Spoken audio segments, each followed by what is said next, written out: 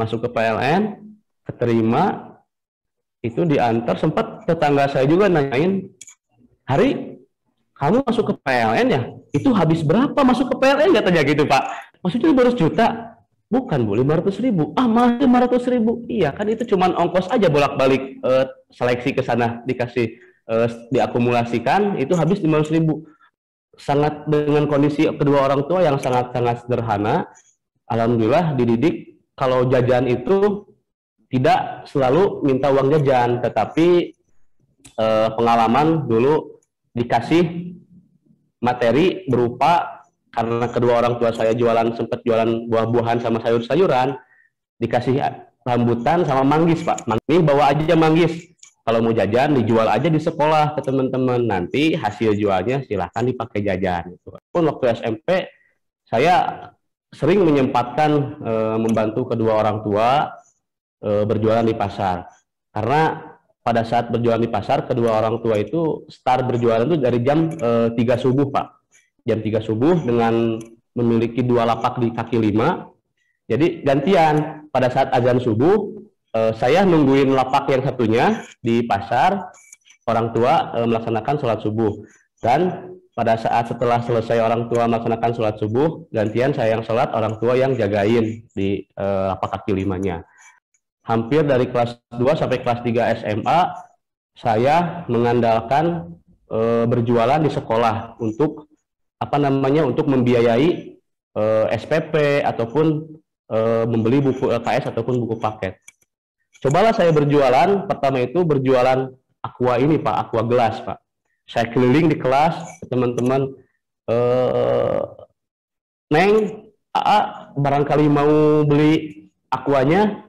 Mah, Pak, saya Hari mengucapkan terima kasih banyak atas segala yang telah Mama dan Bapak berikan ke Hari. Baik dari segi materi, waktu, doa. Karena jujur saja, saya bisa sampai saat ini dalam keadaan sehat walafiat bekerja di PLN, itu sebetulnya lebih besar, lebih dominan karena doa orang tua.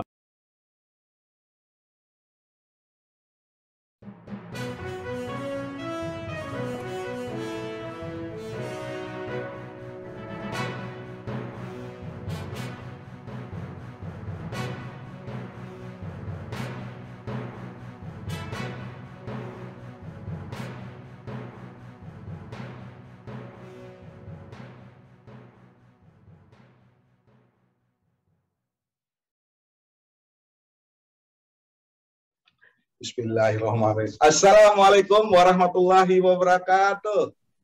Waalaikumsalam warahmatullahi wabarakatuh. Alhamdulillah, hari ini hari Minggu, tanggal 24 Oktober 2021. Saya kembali lagi ke Garut. Beberapa hari yang lalu saya silaturahim juga ke Garut dengan manajer ULTG Garut, Pak Maman Nurjaman ya. Betul, Pak. Nah, ini ngangenin nih, sehingga saya balik lagi ke Garut. Saat ini kita ajak naik panggung. Alhamdulillah. Nah, nama lengkapnya ntar beliau yang akan menjelaskan siapa sih nama beliau dan posisi beliau sekarang di mana. Baik, sebelum lebih lanjut dengan Hari, saya tampilkan biodata atau CV berikut ini.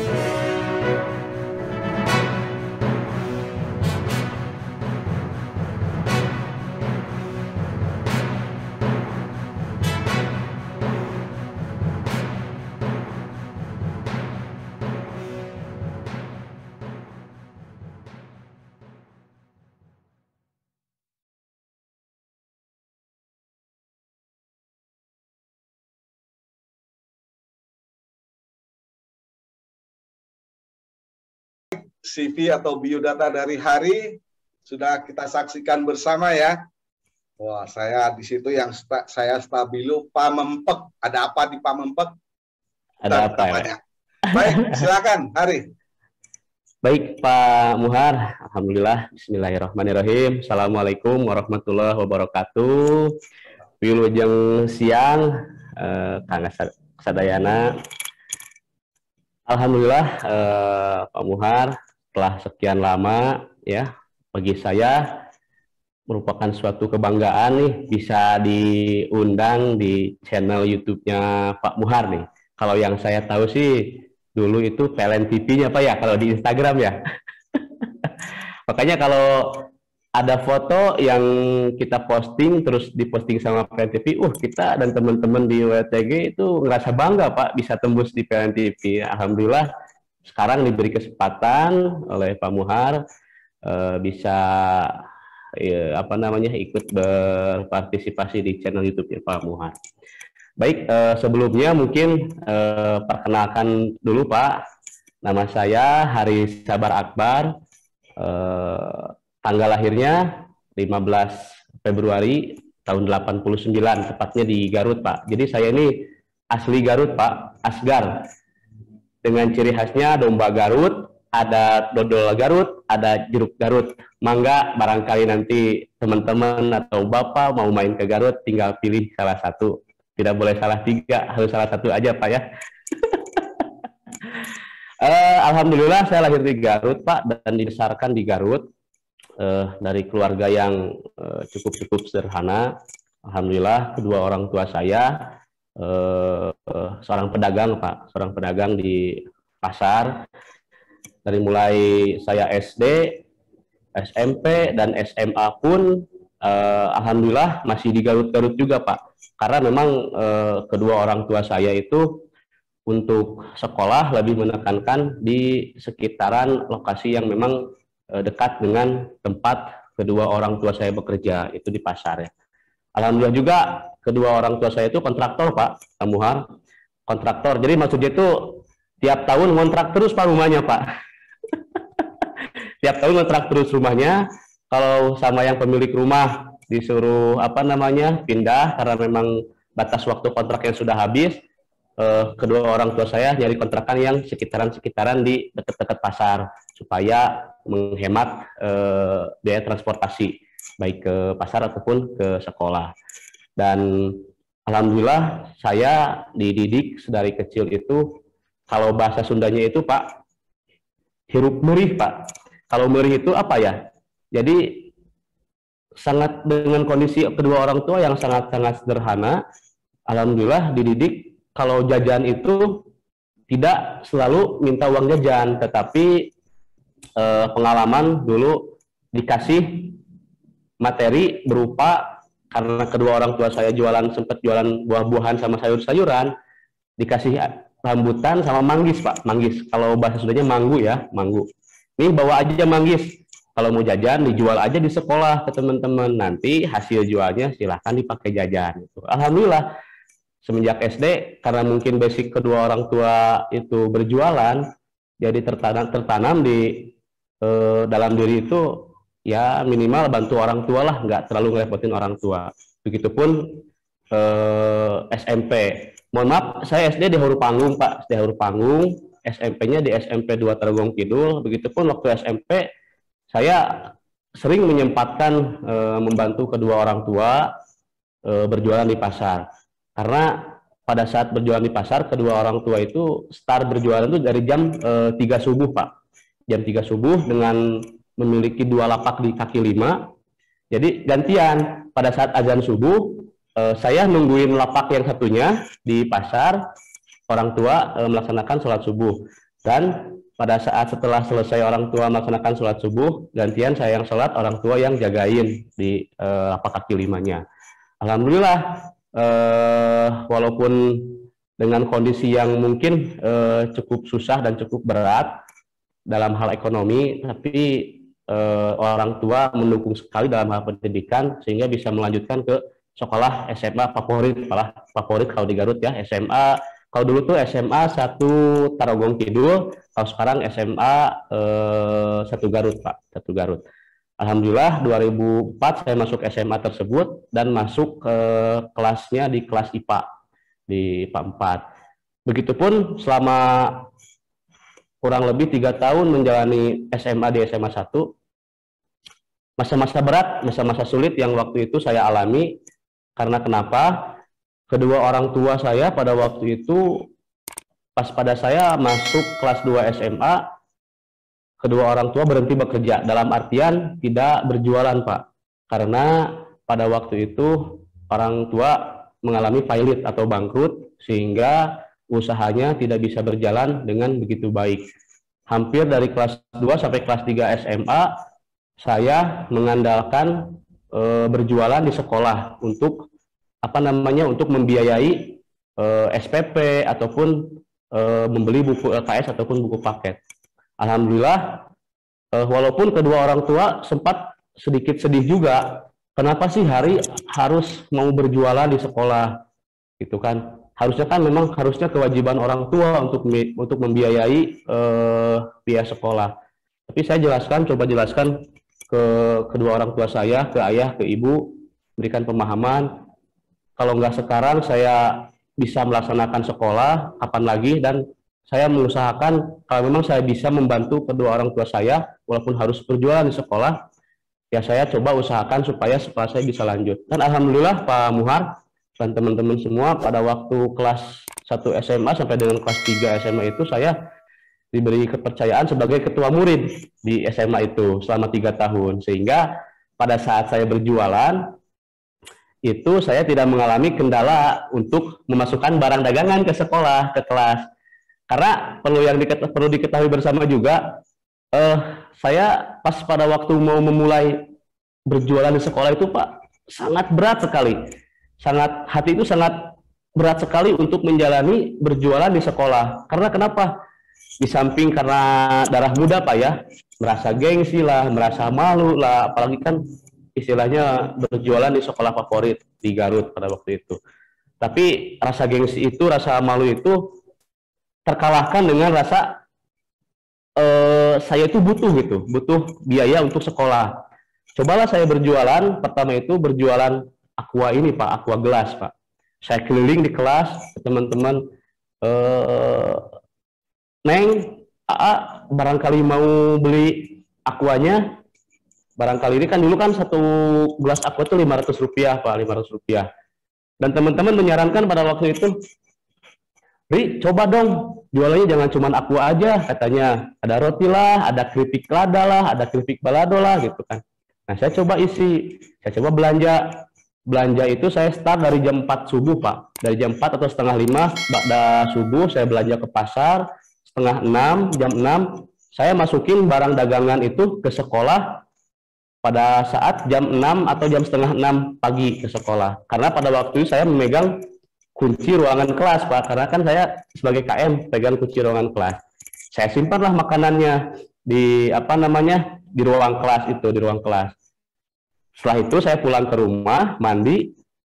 Jadi pada saat berangkat sekolah saya sama seperti anak-anak yang lain Pak, berangkat sekolah pakai seragam, bawa tas gitu kan, nggak ketahuan berjualan.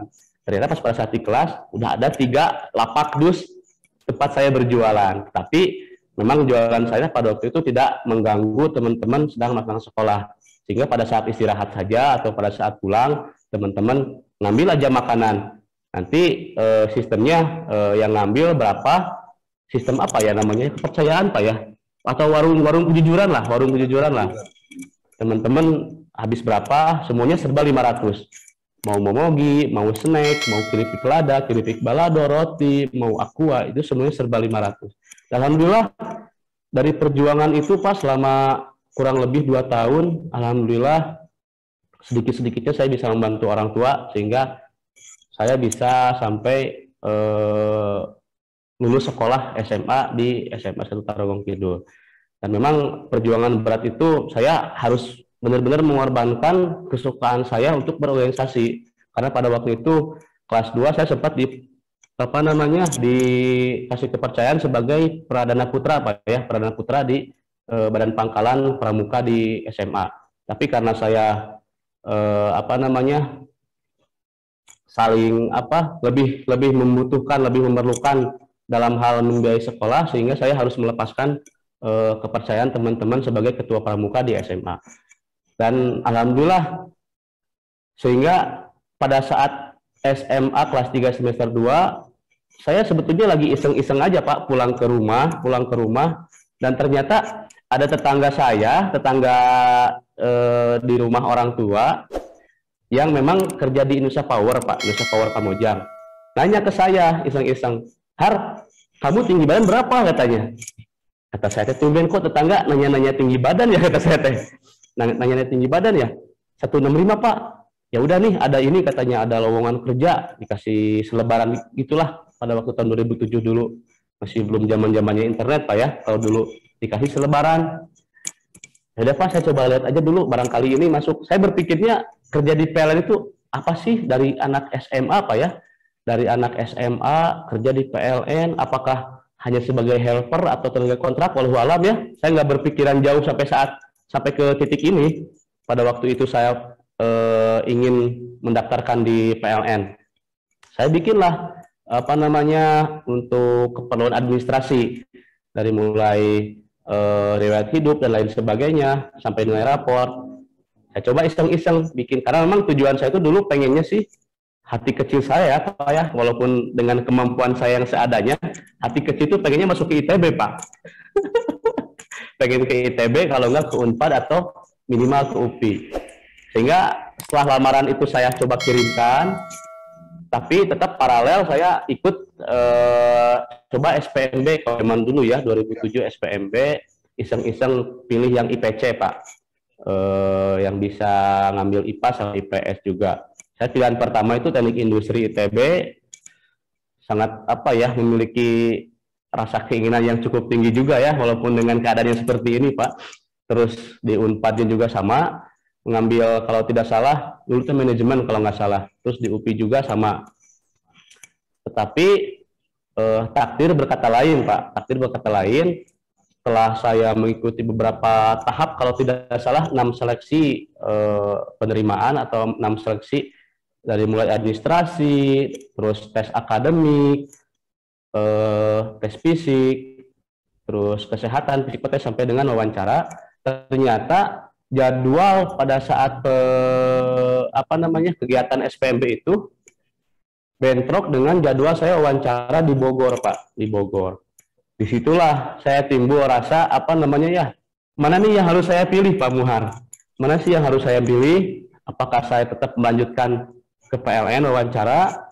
Dan kebetulan pada waktu itu di PLN saya berpikirnya itu hanya sebagai tenaga kontrak Pak, 5 tahun. Terus apakah saya tuh harus mengambil ikutan SPMB?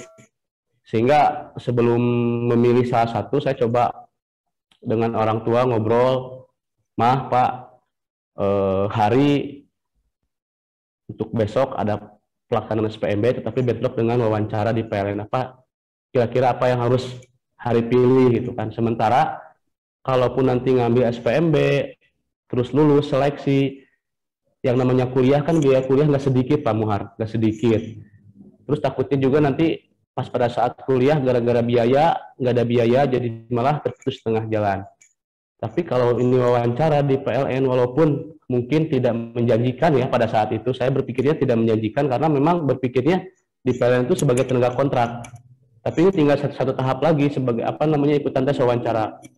Ya ternyata pada waktu itu saya mencoba memilih wawancara di Bogor Pak, di Udikat Bogor. Setelah mengikuti beberapa tahap, ikut wawancara di Bogor, alhamdulillah atas kehendak Allah saya keterima di PLN ini. Sehingga pada tahun 2007 ya, kalau tidak salah bulan Agustus, mengikuti pendidikan kesemaptaan, langsung kesemaptaan selama 10 hari Pak. Oke, sebelum melangkah ke sana, waktu itu pas ngelamar kan dapat apa ya? Dapat info dari teman dari saudara dari IP ya. Iya. Terus ngelapor ke orang tua nggak waktu itu hari? Nah, pada waktu itu Pak, saya bilang ke orang tua, cuman orang tua juga nggak begitu Pak, nggak, paling cuman iseng-iseng lah gitu, nggak sebesar harapan keinginan saya melanjutkan kuliah gitu kan. Cepat orang tua juga bilang, ini hari kalau mau kuliah, mama sama bapak juga kan kondisinya lagi nggak usaha, lagi nggak jualan, nanti biayanya gimana? Saya juga bingung Pak. Sempat meyakinkan, ya udah Pak, kalau perkara biaya gimana nanti aja, yang penting saya bisa menjalani ikutan tes dan lulus. Kalau bahasa Sundanya itu menghabiskan atau meyakinkan rasa penasaran Pak, atau menghabiskan rasa penasaran lah. Saya ikutan tes itu kira-kira lulusnya di mana gitu kan pada waktu itu. Seperti lah, cuman pada waktu keluarganya ada berapa? Keluarga saya itu 2 bersaudara Pak, sama adik saya perempuan. Maka mungkin ada sesuatu Pak, Makanya kalau kelihatan namanya Hari Sabar Akbar. Akbar. Sabarnya benar-benar harus akbar ya. Harus akbar Pak, sangat sangat besar sekali untuk apa namanya untuk sabarnya itu.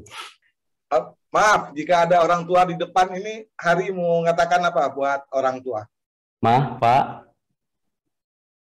saya Hari mengucapkan terima kasih banyak atas segala yang telah Mama dan Bapak berikan ke Hari.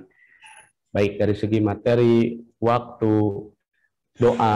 Karena jujur saja, saya bisa sampai saat ini dalam keadaan sehat walafiat bekerja di PLN, itu sebetulnya lebih besar, lebih dominan karena doa orang tua, bukan karena kemampuan saya pribadi. Mungkin selama ini saya belum bisa memberikan yang terbaik untuk kedua orang tua saya. Tapi harapan saya semoga saya bisa menghajikan kedua orang tua saya. Amin ya Allah. Amin, amin. Mohon doanya juga untuk Pak Muhammad, untuk teman-teman semua. Ya, semoga ini dicatat oleh Allah Subhanahu Wa Taala, Pak. Amin. Aku sekolah. Gimana teman-teman ngelihat Hari ini gimana lihat dengan bawaan dagangannya itu gimana Hari ini? Jadi gini Pak, teman-teman itu sebetulnya nyangkanya itu saya berjualan bukan karena memang saya butuh atau memang saya perlu biaya untuk SPP. Jadi teman-teman itu di kelas itu nyangkanya, wah Hari itu berjualan hebat ya, demi untuk ingin study tour ke Jakarta katanya gitu. Ya saya nggak terlalu banyak ngedengar, ya saya cuma hanya mengiyakan saja. Bahkan di sela-sela hari libur dulu kan kalau bulan puasa libur Pak ya sekolah ya. Nah selama liburan sekolah itu di bulan puasa itu saya menyempatkan ngebantu saudara saya Pak, yang kakak saya yang nikah sama orang Aceh itu. Nah, kakak saya kan kebetulan baru pertama buka usaha di pasar nih, kelontongan Pak. Jualan telur, terigu, terus keperluan-keperluan rumah tangga kayak kopi yang kayak gitulah sebagainya. Nah, saya nyempatin bantu-bantu di sana karena memang diajak juga sama kakak saya. Cobalah di sini bantu-bantu sambil isi waktu liburnya. Saya berpikir, wah, kalau bantu-bantu lumayan juga nih, kalau dapat uang saya bisa bikin karya tulis juga kan. Dulu kan kelas 3 diwajibkan bikin karya tulis sebagai syarat untuk lulus sekolah itu. Alhamdulillah selama dari jam 2 subuh itu sebelum sahur, saya sahur di pasar sampai beres-beres itu jam 12 sampai order barang dagangan itu jam 12 siang baru beres, dan jam 2 jam 3 itu berangkat pesantren kilat untuk memenuhi tugas di sekolah kan. Dan begitu rutinitas sehari-hari selama bulan puasa seperti itu Pak. Dan saya dapat gaji itu sebulan dulu 300.000 Pak Muhar, diamplopin, dikasih pas pada saat malam takbiran. Itu bisa dibayangkan saya ngasih ke orang tua sampai nangis, bercucuran air mata, mah ini alhamdulillah gaji pertama saya bekerja di pasar, kata saya teh, bekerja di pasar alhamdulillah ya, walaupun karena memang kerja saudara ya, setiap seminggu sekali kadang dikasih 20.000, kadang dikasih 50.000, itu selama sebulan itu terakhir dikasih 300.000 rupiah, dan alhamdulillah uang 300.000 rupiah itu bisa digunakan untuk ke warnet, ke rental komputer buat ngebikin karya tulis ilmiah di sekolah, dan tidak digunakan untuk apa namanya baju lebaran Pak ya, boro-boro kepikiran ke sana kalau dulu. Yang penting bisa menyambung hidup buat biaya sekolah sih, itu sih dulu. Dan bahkan saya lagi ngilo-ngilo telur, terigu, sampai baju saya itu semuanya warna putih Pak, kebayangin, karena saking bekerja ngiloin terigu ya sampai putih-putih. Ketemu sama teman SMA, teman kelas, Har, lagi di sini katanya, wih rajin bantuin orang tuanya, kata teman saya tuh. Alhamdulillah, kata saya nggak banyak nggak banyak bicara Pak ya, alhamdulillah aja gitu kan, itu aja. Jadi nyangkanya tuh saya tuh memang teman-teman tuh ke saya tuh nyangkanya kerja itu ngebantu orang tua, padahal realnya itu sebetulnya memang karena kebutuhan untuk biaya sekolah gitu Pak.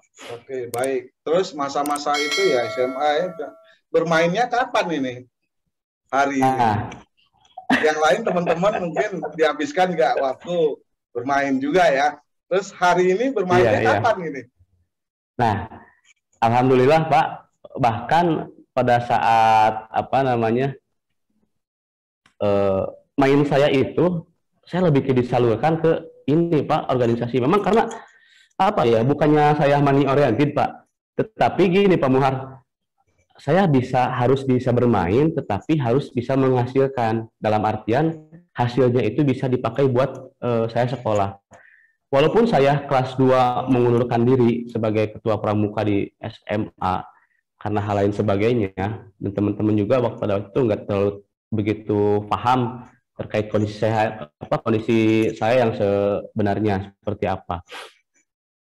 Pada waktu kelas 3 saya memanfaatkan waktunya itu mengikuti Pasbara Pak, pasukan pengibar bendera 14 Agustus yang di kabupaten. Alhamdulillah pada waktu itu seleksi lolos dan diberi kepercayaan sebagai pemimpin pasukan di Pasbara Kabupaten Garut itu pada waktu itu.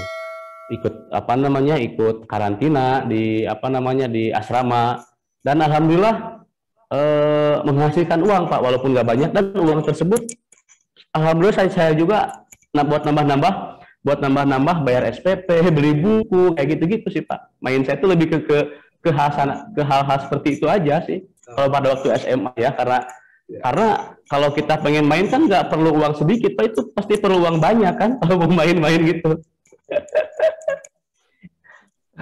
Baik. Kita ke Bogor. Gimana waktu itu tesnya di Udiklat Bogor ya? Wawancara. Nah, kalau pada waktu tes itu saya tes fisik di Bandung Pak, di lapang lapang Siliwangi ya, kalau nggak salah Siliwangi. Tahap kedua tes fisik. Saya berangkat sama temen Pak, karena pada waktu itu ada beberapa orang temen di SMA itu yang memang sama-sama mengikuti seleksi untuk lowongan kerja di PLN ini. Dan pada waktu saya ikut nebeng ke mobilnya teman Pak, bahkan saya nginep di rumahnya teman supaya nggak kesiangan ikutan tes fisik. Alhasil pada saat tes fisik, teman saya yang nganter itu malah nggak lulus Pak, malah saya yang lulus ikutan tes fisik itu, karena pada waktu itu teman berat badannya tidak ideal dengan tinggi badan, terlalu berat badannya pada waktu itu. Sehingga teman saya pulang duluan, saya nunggu pengumuman sampai malam. Pulang pergi pakai bis itu masih zaman 10.000 Pak, dari Garut ke Bandung itu pakai bis yang ekonomi yang nggak ada AC-nya. Itu kalau kita turun dari bis itu sampai keringetan ya, keluar keringet sama bau asap rokok. Alhamdulillah pada waktu tes tahap ketiga itu tes akademik Pak, akademik fisika sama matematika. Dan atas kehendak Allah, sebetulnya saya itu kurang begitu suka matematika sama fisika. Tapi mungkin karena memang takdir Allah itu harus masuk ke PLN, entah nggak tahu kenapa saya bisa lulus gitu Pak. Saya juga nggak mengerti gitu kan. Tanpa di luar itu ya mungkin itu atas kehendak Allah juga. Terus setelah tes akademik, tes psikotes, dan tes masih di Bandung juga, tes psikotes kalau nggak salah di Pusenip Bandung. Tes kesehatan di Lab Pramita di Bandung. Nah, yang tes terakhir itu tahap ke-6, tes wawancara. Kemarin itu di Bogor, di Udiklat Bogor, yang pada saat pelaksanaannya itu bentrok dengan jadwal tes SPMB masuk perguruan tinggi negeri Pak. Gitu. Alhamdulillah setelah itu nunggu, ternyata pilihan yang saya ambil itu sesuai dengan apa yang Allah inginkan. Masuk ke PLN, keterima, itu diantar, sempat tetangga saya juga nanyain, Hari, kamu masuk ke PLN ya? Itu habis berapa masuk ke PLN? Katanya gitu Pak. Nanya gitu, saya bingung, saya ketawa aja. Habis 500 Pak masuk ke PLN. Bu, habis 500. Maksudnya 500 juta? Bukan Bu, 500.000. Mah 500.000. Iya kan itu cuman ongkos aja bolak-balik seleksi ke sana, dikasih diakumulasikan, itu habis 500.000. Masa sih nggak ini kan? Ya tanda kutip kan mungkin pemahaman masyarakat pada waktu itu kalau masuk pengen kerja itu kan harus pakai itu Pak ya, pakai uang ya. Tapi alhamdulillah yang saya alami itu di PLN sangat sportif sekali. betul-betul tidak ada hal-hal yang seperti pemikiran di masyarakat yang seperti itu, nggak ada kalau di PLN, alhamdulillah.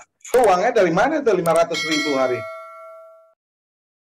Nah, 500.000 itu Pak, uang 500.000 kan selama berangkat itu paling cuma habis 100.000 Pak ya, ongkos, terus naik angkot, naik bis, sampai saya juga nginep tinggal di Bandung itu di rumah saudara Pak, di rumah paman saya, di rumah bibi saya.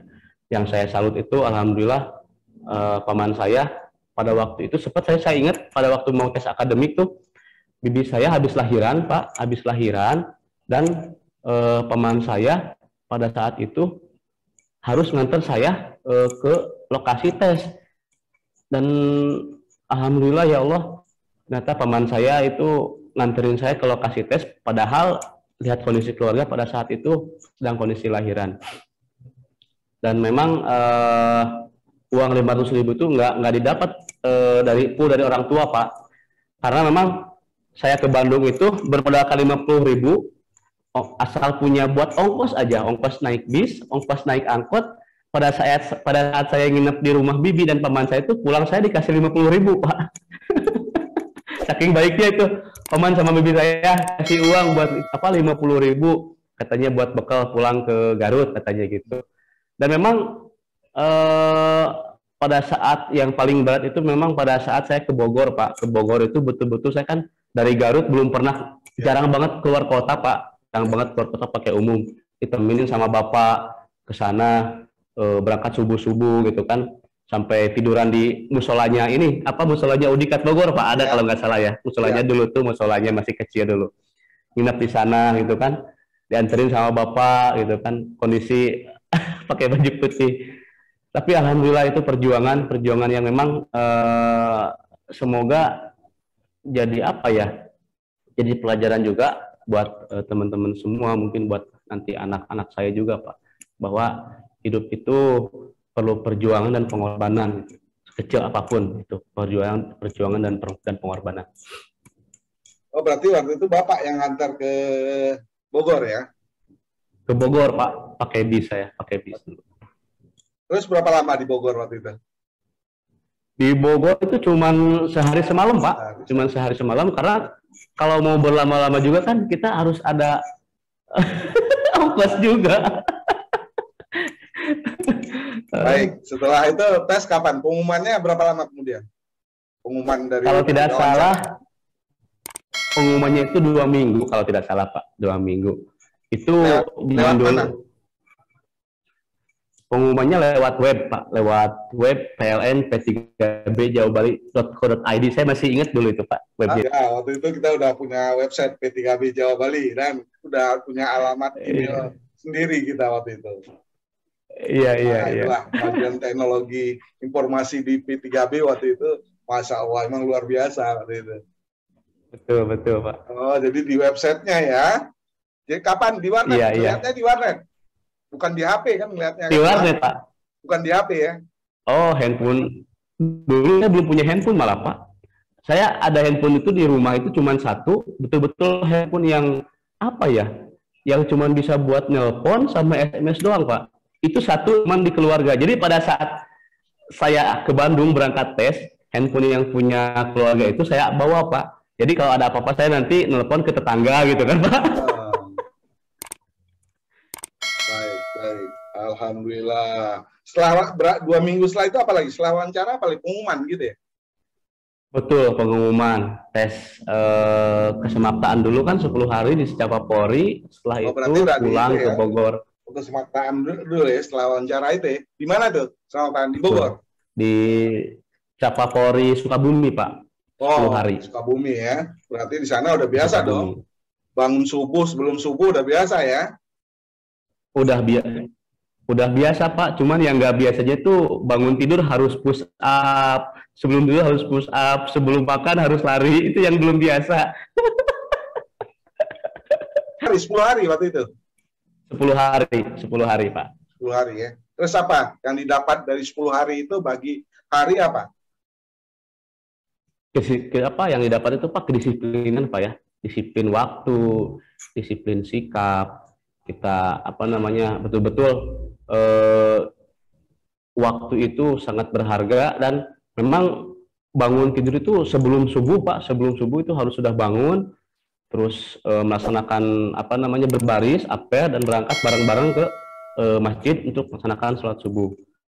Begitupun rutinitas setelah sholat subuh pulang ke barak, waktu jam sekian itu harus tepat waktu kumpul melaksanakan apel pagi, terus olahraga, dan memang hal yang agak aneh itu kita sebelum makan dan sudah makan itu harus lari Pak. yang paling berat itu setelah makan harus lari Pak. Itu sampai perut itu aduh sakit. Berapa orang peserta waktu itu hari? Pada waktu itu dari dari Jawa Barat itu ada kurang lebih 68 orang Pak yang di region Jawa Barat.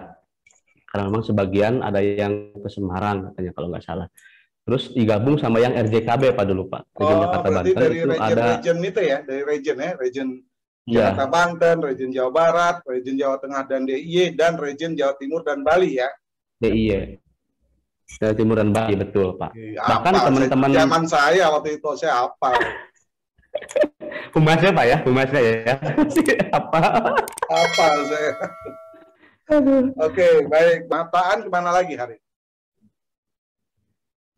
Baliklah ke ini Pak, ke Udikat Bogor selama seminggu pengenalan perusahaan. Selama seminggu pengenalan perusahaan, nah di sana ketemu sama Pak Mulyo Aji Pak. Pada waktu itu Pak Mulyo itu GM P3B Jawa Bali kalau nggak salah.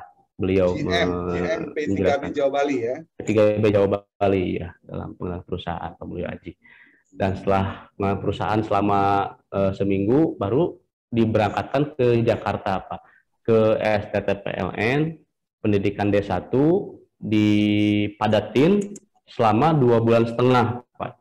Dipadatin materi-materi selama 2,5 bulan. Jadi dari Senin sampai dengan Sabtu kita dari pagi sampai sore kita belajar mata kuliah D1 lah, setara D1. Setelah itu nginep di mana tuh hari?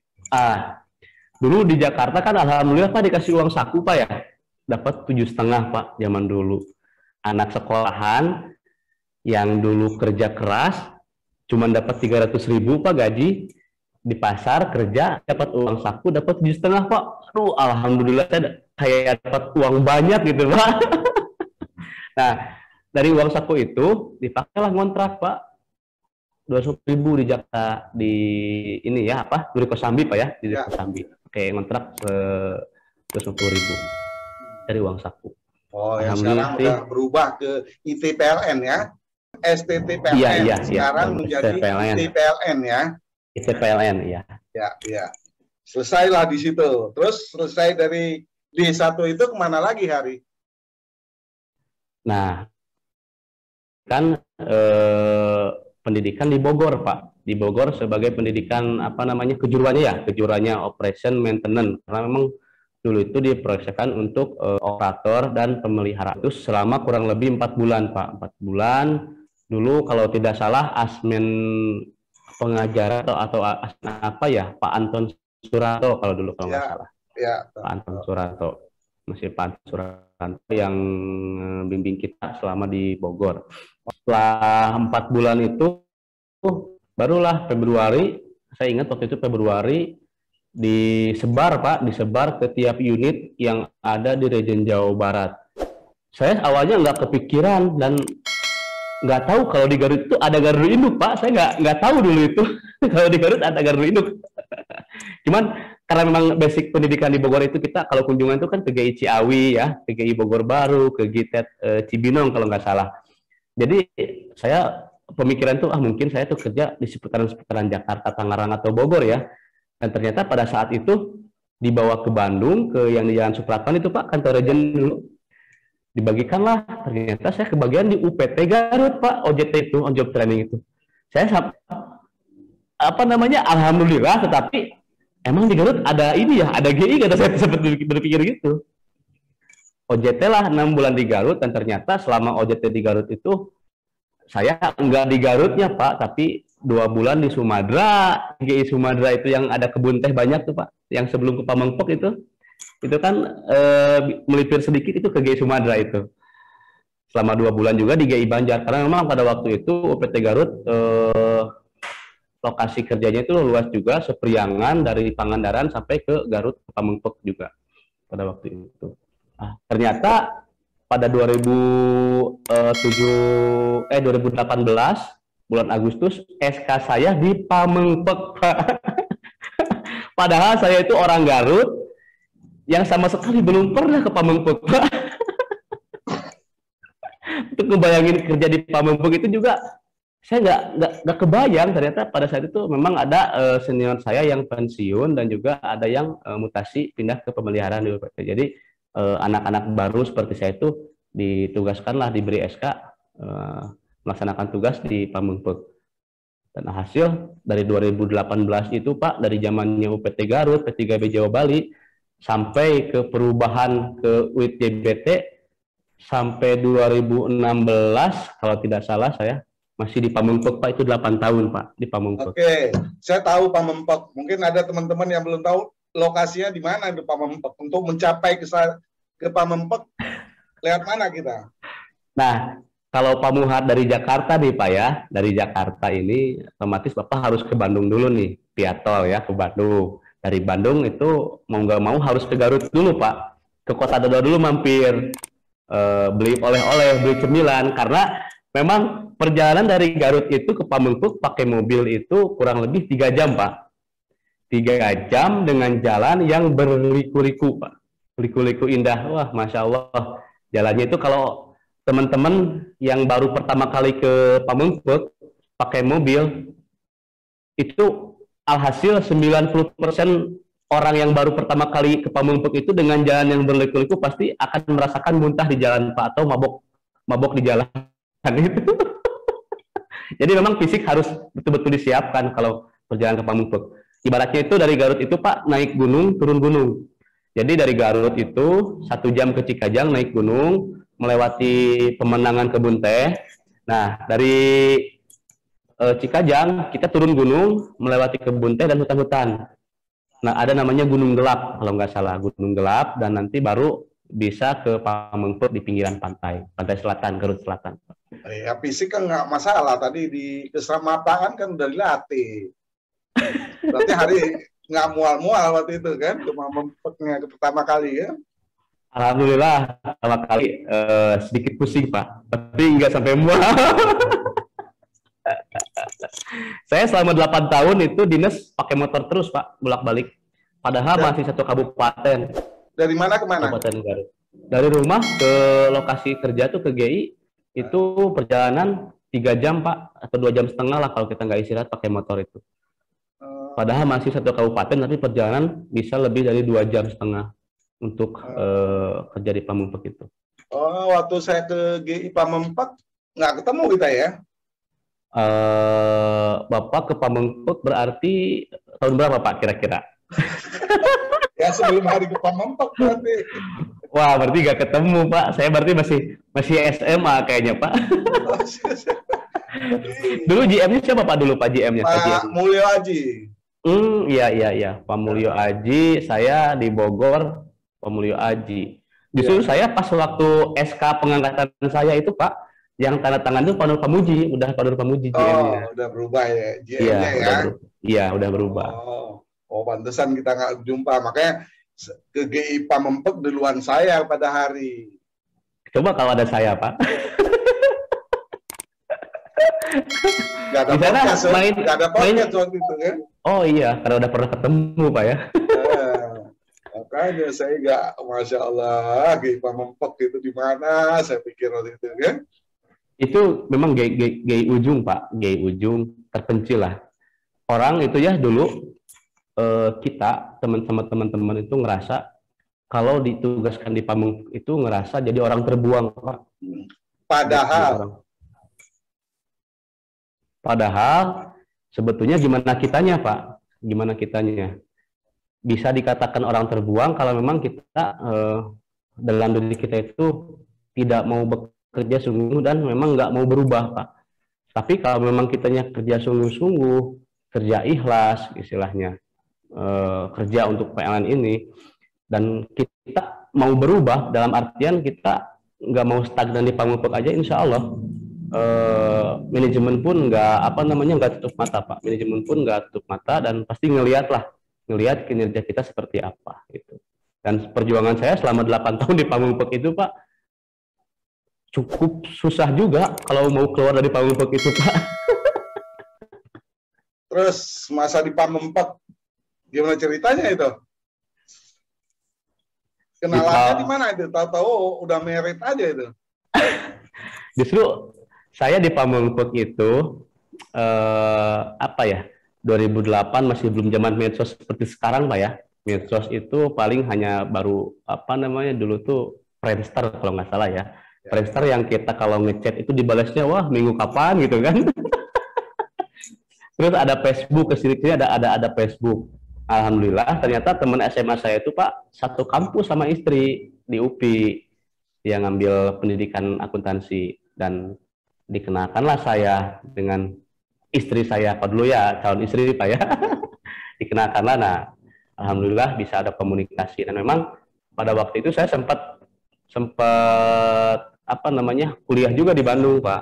Kuliah juga di Bandung sehingga ya di sela-sela selesai kuliah bisa nyempetin buat ketemu lah gitu kan, ketemu di Bandung. Walaupun sampai saat ini kuliah saya masih belum lulus Pak. Baik, sekarang udah berapa buah hatinya? Alhamdulillah sama Allah dikasih 2 Pak.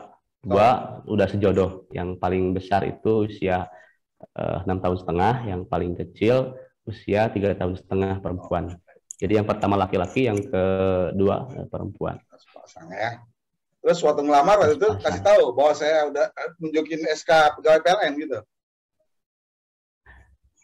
Nah, yang lucu itu Pak, aduh saya jadi kebuka nih di sini nih. Jadi gini Pak, dulu itu saya pertama kenal dengan calon istri. Saya ngakunya kerja di Pamengpeuk, tetapi sebagai satpam di PLN Pak. Ngakunya begitu sebagai satpam. Karena memang tugas saya itu kan nongkrongin GI ya, nongkrongin GI kan, operator kan nongkrongin GI sebagai satpam. Dan alhamdulillah hasil percaya aja Pak. Calon istri saya kerja sebagai satpam di di Pamengpeuk itu. Nah karena memang sistem dia pada waktu kan sistemnya shift juga kan. Ya. Begitupun mertua saya pada waktu calon mertua saya pada waktu itu belum tahu kalau saya kerja di PLN sudah diangkat atau udah dapat SK apa belum tahu. Pas pada saat setelah nikah aja udah tahu itu. Jadi alhamdulillah istri mau menerima keadaan saya seperti ini Pak, apa adanya. Alhamdulillah. Berarti lebih kurang 8 tahun ya di Gardu Induk Pamengpeuk ya? Iya, kurang lebih 8 tahun Pak. Setelah itu kemana lagi Hari? Setelah itu pindah ke GI Darajat Pak, yang awalnya di pinggir pantai, dataran rendah, cuaca panas, pindah ke Darajat yang di pegunungan Pak, cuaca dingin. Karena pada waktu itu kan ditawarin juga pindah oleh Asmen, barangkali ada kesempatan pindah ke Darajat. Kata saya siap Pak, karena memang kondisinya pada waktu itu 8 tahun di GI yang sama itu cukup jenuh juga Pak Muhar. Buat saya itu cukup jenuh juga dengan kondisi yang seperti itu, karena takutnya memang dengan kondisi yang jenuh, terus tercipta rasa nyaman di lokasi kerja yang sudah begitu lama, sehingga kita tidak bisa dan tidak mau berkembang. Alhamdulillah tawaran tersebut saya ambil dan pindah ke GI Darajat sebagai junior engineer di Darajat. Itu kurang lebih selama 8 bulan di sana Pak Muhar. 8 bulan. Terus setelah itu pulang kampung. 8 bulan di Darajat, merapatlah ini ke base camp ya. Kalau dulu ya base camp Garut ya Pak ya. Dulu base camp Garut, sekarang udah TG Garut, merapatlah ke sini, ada tawaran katanya.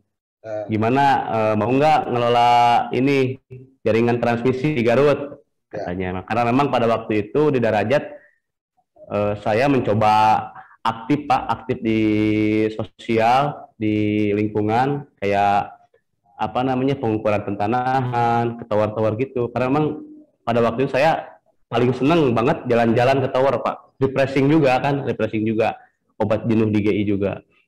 Ada tawaran untuk mengelola jaringan STT dan SUTET di wilayah ULT Garut pada waktu itu sebagai supervisor pemeliharaan jaringan dari 2017 bulan April. Oh, berarti kan beda dengan tugas sebelumnya. Betul Pak, beda. Kalau di Jargi kan kita lebih ke pemeliharaan level 1, terus ada pengoperasian juga kan ya, pengoperasian GI, monitoring. Jadi sedikit lah untuk pemeliharaannya. Sementara kan di pemeliharaan kita memang betul-betul ada level 1, ada level 2 kan. Lebih banyak ke pemeliharaannya. Belajar di mana waktu itu, Han? Alhamdulillah Pak, sebetulnya saya juga nggak tahu kenapa nih takdir saya kok bisa ke pemeliharaan jaringan ya. Padahal aslinya itu saya cukup takut ketinggian Pak. Saya cukup takut ketinggian karena memang walaupun saya takut ketinggian, saya mencoba mengendalikan rasa takut itu pada saat kerja di Pamengpeuk Pak. Jadi pada waktu itu saya ikut dengan supervisor ke tower, terus coba-coba naik ke tower gitu kan Pak ya. Terus kalau ada pekerjaan juga dari UPT, coba ikut bantuin juga ke tower dan coba-coba naik ke tower juga. Mungkin teman-teman di UPT, senior-senior itu nyangkanya saya tuh berani naik Pak. Berani naik dan ikut BKO juga, cleaning isolator gitu kan, dulu tuh sempat juga ikut BKO. Mungkin nyangkanya tuh saya tuh bisa dan berani, padahal aslinya itu saya tuh sebetulnya agak fobia juga ketinggian. Tapi bagaimana caranya sih kita bisa mengendalikan rasa takut itu supaya kita bisa berubah juga sih Pak, gitu. Nggak melulu sebagai operator TKI. Baik. Setelah di pemeliharaan jaringan, terus dapat SK lagi di tahun 2021 ya? Betul, di jaringan itu kurang lebih sudah mau 4 tahun Pak, sudah mau 4 tahun. Kemarin Pak Maman Maret pindah ke ULTG Garut dan saya di bulan awal Juli itu dapat SK baru untuk ngebantu Pak Maman di bidang lingkungan Pak, ngebantu menekan gangguan oleh layang-layang di K3L. Apa itu? PJ apa ini? PJ LAK SK 3L ULTG Garut. Nah, susah Pak ya. Itu kalau ditulis itu panjang banget Pak. Makanya disingkat aja. Jadi sebutannya itu pejabat pelaksana keselamatan, kesehatan kerja, keamanan dan lingkungan di ULTG Garut Pak gitu. Jadi kalau ditulis itu panjang banget, makanya disingkat seperti itu. Makanya tadi saya pikir apa ini kan. Terus gimana komentar waktu itu orang tua pas balik ke Garut? Alhamdulillah, karena memang orang tua juga kan pas sekarang cuma tinggal berdua ya di rumah di Garut itu. Karena kebetulan adik juga sudah menikah dan tinggal di Bandung dengan suaminya. Jadi suatu anugerah juga buat saya bisa dekat juga dengan kedua orang tua Pak. Bisa sedikit-sedikitnya saya bisa merhatiin orang tua saya gitu dan lain sebagainya. Dan anugerah dari Allah juga dengan kondisi lingkungan yang yang dekat ini. Tapi tetap Pak, kalau yang namanya di ULTG itu kantornya aja di Garut Pak. Kalau kerjanya itu wilayah kerjanya apalagi pada saat di jaringan ya, tower-towernya kan Pak di gunung-gunung Pak. Jauh-jauh. Kadang bisa nginep seminggu di lokasi, tinggal di rumah warga gitu kan, seminggu 5 hari gitu buat melaksanakan pemeliharaan. Mungkin bisa tugasnya sendiri apa hari di situ? Tugasnya di K3L itu kebetulan ini juga merupakan suatu hal yang baru Pak buat saya di K3L itu. Dari mulai masalah keselamatan teman-teman di lapangan, masalah kesehatan kerja, apalagi sekarang kondisinya kebetulan pandemi Pak ya, pandemi betul-betul memang masalah kesehatan itu lebih diutamakan.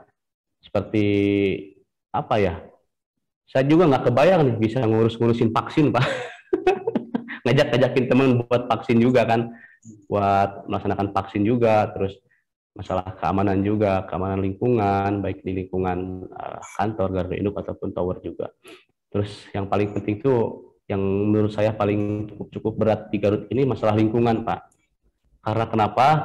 Karena dari permasalahan lingkungan ini menimbulkan data di 2020 ini gangguan kita kumulatif dan sebagian besar itu oleh layang-layang, Pak. Oleh layang-layang, di mana sebanyak 74 kali gangguan di 2020 itu kumulatif ditransmisi, Pak, ditransmisi. Memang tantangannya untuk lingkungan ini sangat-sangat menantang sekali untuk saya, dari mulai masalah sosialnya, kawanan sosial, masalah layang-layang, teman-teman atau masyarakat yang menggunakan benang kawat layangan, masalah pohon juga ada. Kemarin belum lama saya lihat itu di Facebooknya Hari. Oh iya. Ada Pak Rudi, Bupati Garut. Oh iya, Pak Haji Rudi Gunawan ya. Ya, betul Pak. Beliau salah satu juga sinergi dengan PLN, sinergi dengan Pemda juga ya. Betul Pak. Waktu itu ikut Hari ke kantor Bupati.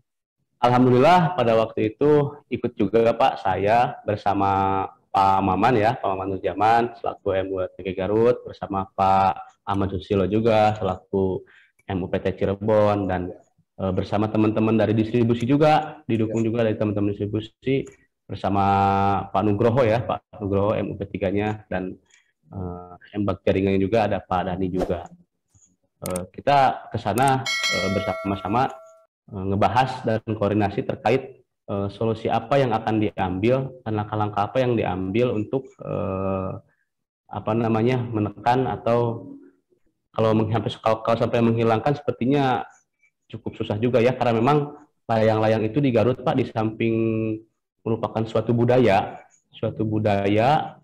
masyarakat di sini, di dalam lingkup layang-layang itu sendiri ada roda perekonomian mikro yang bergerak di sana, dari mulai yang ngeproduksi layang-layangnya, yang ngeproduksi gelasannya, bahkan sempat kita komunikasi dengan beberapa pengusaha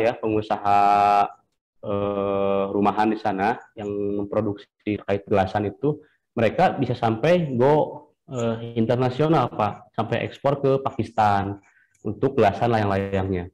Jadi kalau memang harus dihilangkan itu yang main layang-layang itu, memang saya rasa untuk saat ini cukup sulit juga. Tapi langkah-langkah yang bisa diambil untuk menekan gangguan jaringan oleh layang-layang itu, yaitu bikin suatu wadah Pak, suatu wadah jadi lebih terorganisir yang pertama, yang kedua teman-teman para pecinta layangan pun tidak merasa terusik atau terganggu oleh kita yang ada di PLN, sehingga dengan adanya wadah tersebut otomatis mereka lebih terakomodir, dan kita untuk penseleksiannya lebih mudah juga, karena dengan lebih terarahnya teman-teman yang bermain layangan, khususnya yang layangan aduan atau seni ketangkasan, dengan otomatis lebih terarah juga, kita bisa lebih melokalisir para pemain bandangan Pak, bandangan yang menggunakan tali kawat. Kita bisa lebih melokalisir untuk pencegahan gangguan oleh layang-layang bandangan atau yang menggunakan tali kawat. Terus Hari sendiri apa nih? Solusi dari pribadi Hari sendiri apa ini? Alhamdulillah kemarin Pak, sebetulnya keinginan merangkul teman-teman komunitas ya, kalau kata Pak Maman itu pawangnya apa ya, kalau ibarat layang-layang itu ibarat ular, itu pawangnya itu yaitu komunitas layang-layang. Keinginan untuk merangkul teman-teman komunitas itu alhamdulillah terlaksana pada saat Pak Maman di sini di Garut. Kita mencoba bersinergi juga dengan teman-teman dari kantor induk, dari UPT juga, untuk melaksanakan sosialisasi terkait manfaat dan bayar listrik, tetapi sasarannya itu tidak melulu ke masyarakat atau ke masjid, RT RW desa dan lain sebagainya, tapi kita lebih ke menyasar ke komunitasnya langsung Pak. Supaya apa? Supaya teman-teman komunitas juga paham terkait manfaat dan bahaya listrik. Di samping itu juga ternyata teman-teman komunitas itu ada keinginan, Pak, keinginan untuk membantu PLN mencari solusi gimana nih supaya mereka itu komunitas bermain layang-layang tetap banyak, budayanya tetap terjaga, tetapi tanpa mengganggu jaringan PLN.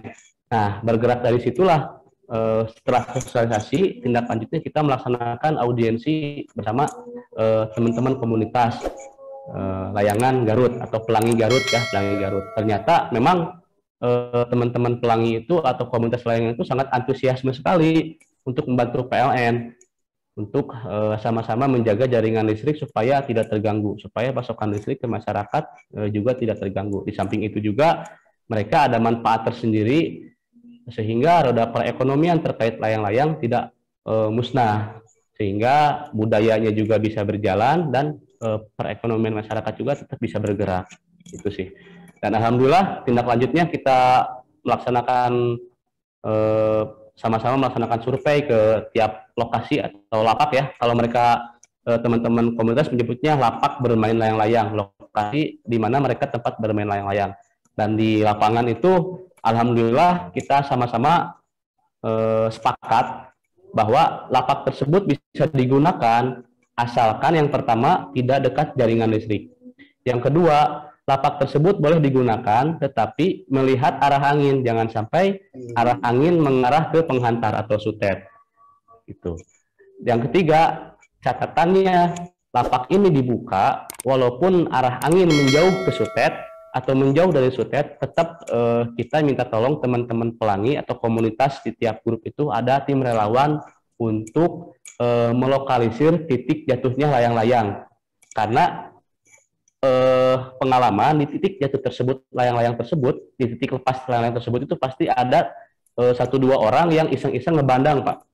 Ngebandang layangan di atas yang pakai kawat. Sehingga kalau ada teman-teman relawan di titik jatuhnya lokasi layang-layang, secara otomatis kita usahakan zero bandangan di lokasi tempat bermain layang-layang. Sehingga dengan zero bandangan, mau pakai kawat, mau tidak pakai kawat, diusahakan kita zero bandangan. Sehingga pure murni teman-teman itu komunitas yang bermain layang. Terus yang keempat juga, kita pengen lapak ini dibuka sebagai suatu wadah untuk teman-teman yang bermain layang-layang. Barangkali ada masyarakat yang belum terakomodir oleh komunitas atau masyarakat, istilahnya kalau teman-teman Garut bilangnya para pemain golodog, Pak. Jadi bukan komunitas, bukan grup, mereka tuh hanya iseng-iseng main warga yang kondisinya mainnya tuh di rumah atau mungkin di loteng-loteng rumah. Nah, kita usahakan pengen coba teman-teman pelangi sama PLN kerjasama untuk merangkul teman-teman atau masyarakat yang kondisinya para pemain individu bisa dibikinkan satu wadah di lapak tersebut. Sehingga jadwal pun terakomodir, jadwalnya kapan, pelaksanaan permainannya. Terus teman-teman atau masyarakat yang di lapangan juga, yang masyarakat sekitar tidak sembarangan bermain layangan. Jadi sudah ada lokasi tempat aman yang memang disepakati bersama bahwa lokasi tersebut aman untuk bermain layang-layang. Tapi dengan catatan, mau dekat dengan jaringan listrik, mau jauh, tidak boleh menggunakan tali kawat. Itu sih Pak. Tapi alhamdulillah sudah berjalan. Bahkan kita juga bentuk metode, kita bikinnya ring 3 Pak ya, ring 3. Satu ring pertama itu teman-teman baik dari PLN ataupun non PLN sesuai jadwal tiap hari itu melakukan patroli atau sweeping layang-layang. Patroli tersebut dilaksanakan setiap hari baik oleh pegawai ataupun non pegawai, baik dari Karang Taruna ataupun dengan kata lain pensiunan preman Pak ya, atau perwakilan dari ormas diikut sertakan supaya di samping melakukan patroli atau sweeping juga sedikitnya ada sosialisasi langsung ke masyarakat terkait manfaat dan bahaya listrik. Nah, ring keduanya itu kita ada dari Babinsa, Babin Kamtibmas, serta dari Satuan Sabara Polres Garut itu melaksanakan sweeping di hari-hari yang memang kondisinya ramai sekali bermain layangan. Contohnya hari Rabu, Jumat, Sabtu, dan Minggu. Itu kita tetap ada backup, plus backup di ring 2 itu oleh teman-teman dari Polres ataupun Babinsa dan Babinmas. Nah, yang baru ini di ring 3-nya ini Pak, pemain-pemain di belakang layar nih, yang alhamdulillah tim-tim relawan dari komunitas pelangi ikut membantu juga, dalam artian mereka spiritnya, semangatnya itu menzerokan bandangan, Pak. Karena kalau bandangan tidak dizerokan, dengan semakin banyaknya bandangan, teman-teman pengusaha layangan juga merasa dirugikan, Pak. Karena kenapa? Karena dengan semakin maraknya bandangan, itu akan semakin banyaknya layang-layang cimol, Pak. Layang-layang cimol itu layang-layang bekas yang dijual lagi. Jadi kalau layang barunya itu 5.000, kalau layang-layang bekas itu bisa dijual harga 2.000 per pieces. Maka dari itu, dengan hadirnya bandangan dan layang-layang yang bekas dijual lagi di masyarakat, itu akan merugikan para pengusaha, para pengrajin layang-layang. Maka berangkat dari spirit itu, banyak sekali tim relawan dari komunitas yang ikut membantu pada saat pelaksanaan event komunitas layang-layang. Mereka melakukan patroli dan menzerokan bandangan di titik jatuhnya layang-layang. Alhamdulillah dengan usaha dan ikhtiar ini, semoga Allah masih tetap meridhoi, Pak, memberikan yang terbaik juga, sehingga PLN khususnya WT Garut kinerjanya atau gangguan jaringannya bisa zero juga, Pak. Mohon doanya juga untuk teman-teman semua. Berarti pendekatan secara humanis ya? Betul, betul, betul. Memang kalau sebelumnya itu kita lebih ke pendekatannya secara represif, Pak ya, represif, terus ada sedikit impresif juga. Cuman sekarang kita coba ubah metode, Pak Manajer juga Pak Maman menginginkan kita lebih humanis lagi, lebih persuasif lagi. Ya walaupun memang sebelumnya kita sempat persuasif juga, Pak ya, pendekatan secara emosional ke masyarakat.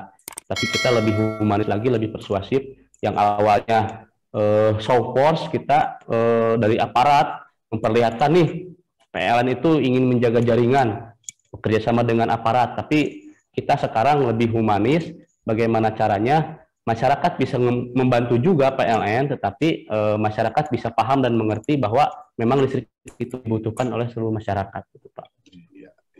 Salam-salam saya dari Hari Sabar Akbar nih, sekarang berdinas di WT Garut, untuk teman-teman insan PLN dimanapun Anda berada, PLN Group, tetap semangat, bekerja keras, karena belajar dari pengalaman saya, dimanapun kita bekerja dan ditugaskan ataupun ditempatkan, yakinlah bahwa itu merupakan yang terbaik menurut Allah Subhanahu wa Ta'ala. Karena kenapa? Intinya ada dua, niatkan bekerja lillahi ta'ala karena Allah Subhanahu wa Ta'ala, dan jangan lupa dimanapun kita bekerja selalu berikan yang terbaik, baik untuk perusahaan atau untuk tempat kita bekerja. Itu aja mungkin sedikit dari saya, Pak Muhar. Mohon maaf nih jika ada hal-hal yang kurang berkenan nih. Iya, dimanapun ditempatkan itu pasti sesuatu yang baik ya. Betul, yakin aja, Pak. Pengalaman saya juga belum lama juga saya ajak silaturahim virtual juga. Sri Kandi PLN, beliau asalnya dari Malang. Iya, dari Malang. Dari Jawa Malang, Timur ya? Dari Malang, terus waktu OJT dan sampai sekarang ada di Palopo.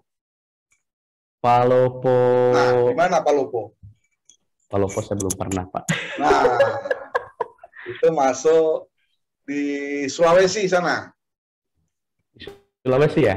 Ya, jauh juga ya. Iya, PLN Sulsarabar. Dan PLN alhamdulillah Sri Kandi PLN itu berjodoh di sana juga, di Palopo. Iya. Nah, sekarang ada. Beliau juga waktu itu mengatakan di mana aja penempatan itu pasti yang terbaik. Iya, yakin aja, Pak, yakin aja. Betul. Karena kan Allah nggak akan menguji umatnya yang sekiranya berat, umatnya itu kan dari saya, dari Garut nih, Pak ya, dari Garut, dari kota asal domba Garut, Todola Garut, dan jeruk Garut, pokoknya semua pergarutan. Selamat Hari Listrik Nasional ke-76. Semoga PLN semakin baik dan semakin jaya dan selalu diberikan yang terbaik oleh Allah Subhanahu wa Ta'ala. Itu saja mungkin, Pak. Amin ya Allah rabbal alamin. Baik, demikian saya sudah ajak naik panggung nih Alhamdulillah. Terima kasih banyak nih Pak Muhar. Suatu kehormatan buat saya nih bisa bisa berkomunikasi langsung virtual di channel Amin. YouTube-nya Pak Amin. Muhar. Hari Sabar Akbar langsung dari kota Garut. Ya, walaupun ini hari libur ya, nasional hari libur ya. Hari Betul, Minggu betul. hari ya. Hari Minggu rencana kita mau sweeping, Pak, mau sweeping, tapi teman-teman juga sudah pada standby. Kebetulan ada ajakan silaturahmi juga dari Pak Muhar ya. Saya sempatkan dulu dengan Pak Muhar ini ketemu. Idola saya juga di PLN Pak Muhar ini. Ya, berbuatlah sesuatu yang baik untuk PLN. Darah saya juga beras, perut saya kan isinya PLN sampai sekarang PLN kan, beras PLN saya makan kan. Betul, betul Pak. Ya, saya coba. Kalau dulu bisa lah saya berkunjung ke unit-unit. Di masa-masa pandemi ini kan nggak bisa saya berkunjung. Salah satu ya saya manfaatkan ya ini teknologi. Jadi silaturahim virtual. Alhamdulillah ini udah edisi berapa ya? 94 apa 93 edisi udah edisi silaturahim. Jadi dari Aceh sampai Papua, alhamdulillah udah saya datengin walaupun secara virtual. Edisi 94 dalam rentang berapa bulan ini Pak? Bulan Juni. Saya bangun channel YouTube ini 19 Juni 2021. 19 Juni 2021 ya, Juli, Agustus, September. Oh, udah 4 bulan Pak ya. Udah 4 bulan. Jadi sekitar 94 apa 93 lupa saya. Subscribernya udah banyak Pak ini Pak. Alhamdulillah. Ya, baru 1000 sekian lah ya. Ya, alhamdulillah ada ya teman ini kan karena teman-teman aja yang ramein kan. Iya. Alhamdulillah Pak. Oke, baik. Terima kasih. Demikian silaturahmi virtual hari ini, hari Minggu, tanggal 24 Oktober 2021 bersama Hari Sabar Akbar dari PLN ULTG Garut. Wabillahi taufik wal hidayah. Wassalamualaikum warahmatullahi wabarakatuh. Terima kasih Pak Muhar. Waalaikumsalam warahmatullahi wabarakatuh.